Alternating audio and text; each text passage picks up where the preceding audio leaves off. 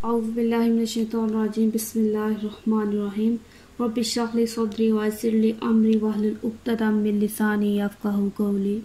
अस्सलामु अलैकुम, welcome to my channel DNF। आज की इस वीडियो में हम पढ़ेंगे प्राइमरी रिजर्वायर ऑफ न्यूट्रिएंट्स।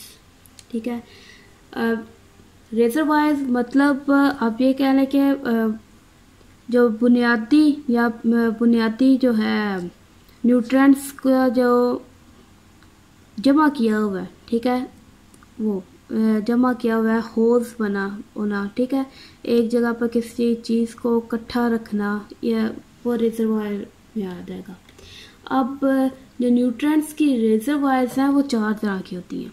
ठीक है, टाइप्स इसकी आ जाती हैं, इसकी 4 टाइप्स हैं। ठीक है,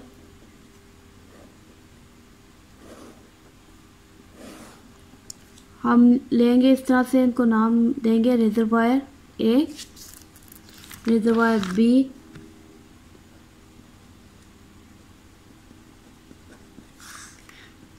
reservoir B, reservoir C and reservoir D.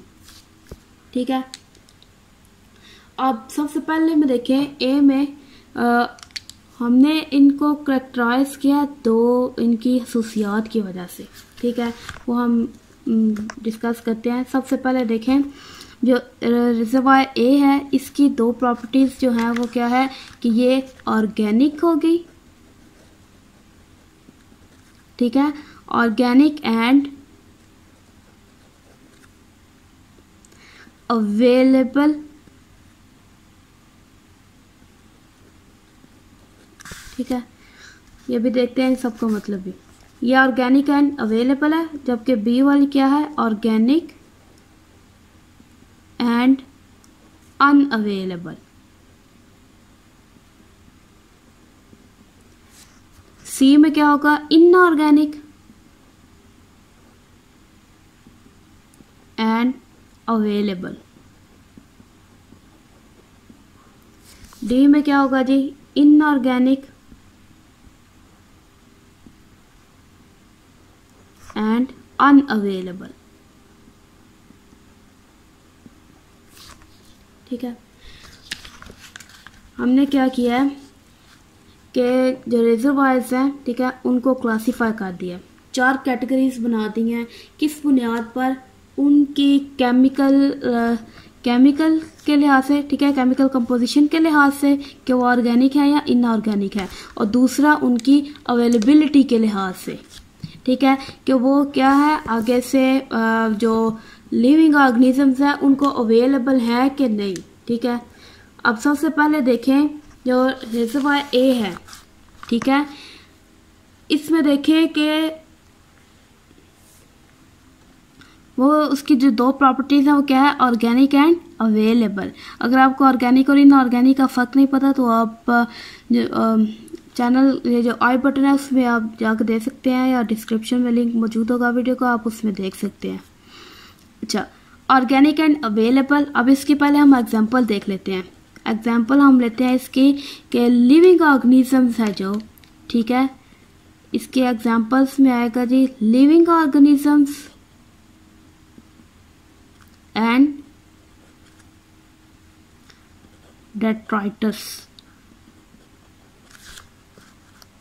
ठीक है, ये हमने इसके एग्जांपल्स लिए हैं रिजर्वायर ए की।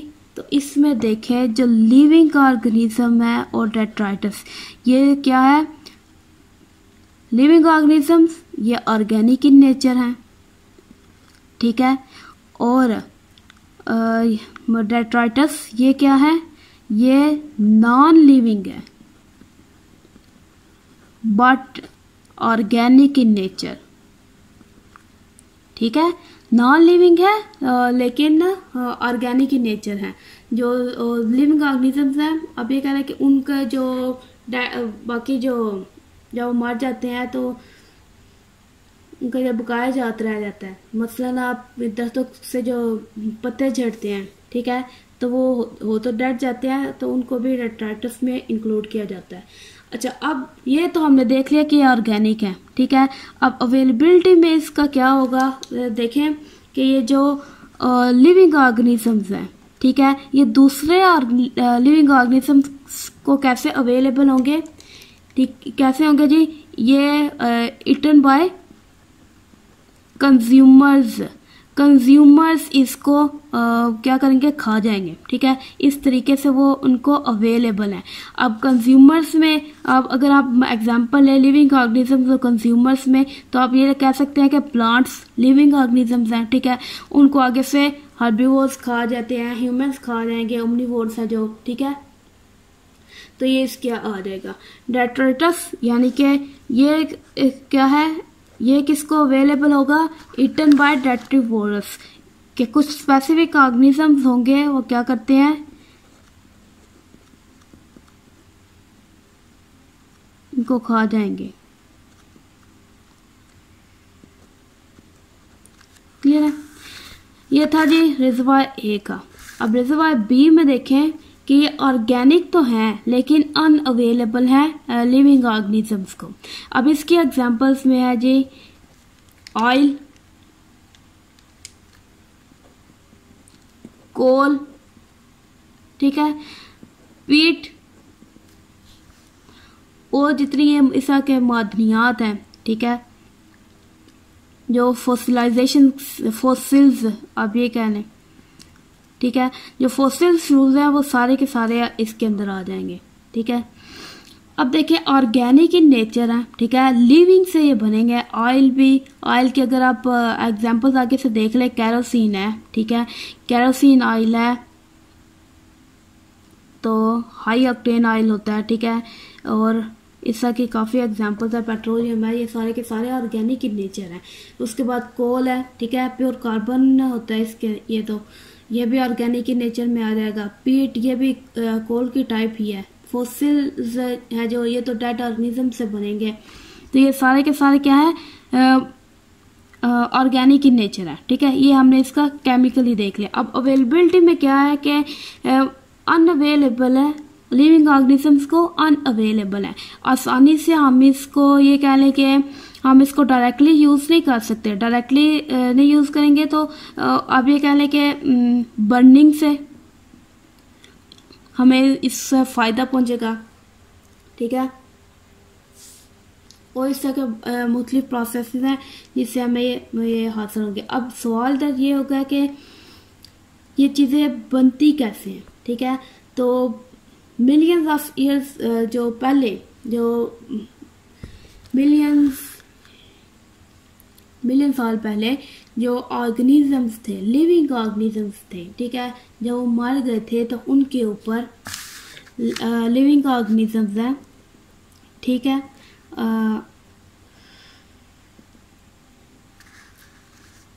मिलियन ईयर्स अगो,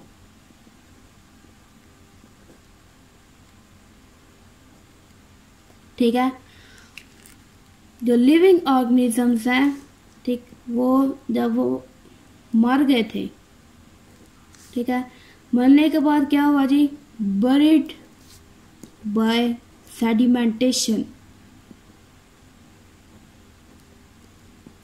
या फिर ये कहने के वो दफन हो गए थे, ठीक है। सेडिमेंटेशन के एक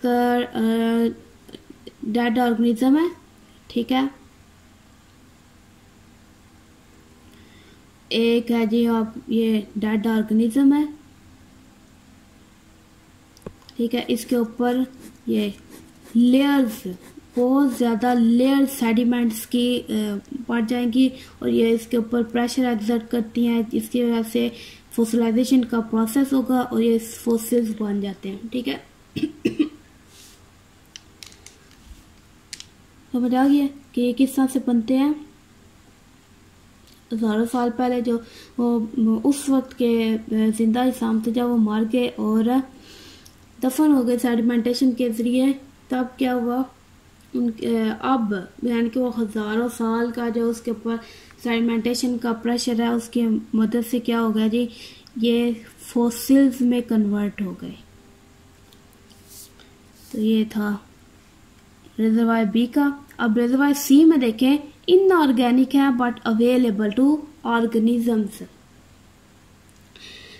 इनऑर्गेनिक एंड अवेलेबल, इनऑर्गेनिक में एग्जांपल्स हम लेते हैं मिनरल्स या न्यूट्रिएंट्स, ठीक है। न्यूट्रिएंट्स, इसके अंदर nitrogen gas, oxygen gas, carbon, water, ठीक है। ये आगे से मज़ीद जो है ये सारे के सारे इसके अंदर आ जाएगी एग्जांपल्स, ठीक है। ये इनऑर्गेनिक है सारे एंड अवेलेबल, ये सारे के सारे क्या है, ये अर्थ में मौजूद हैं, ठीक है,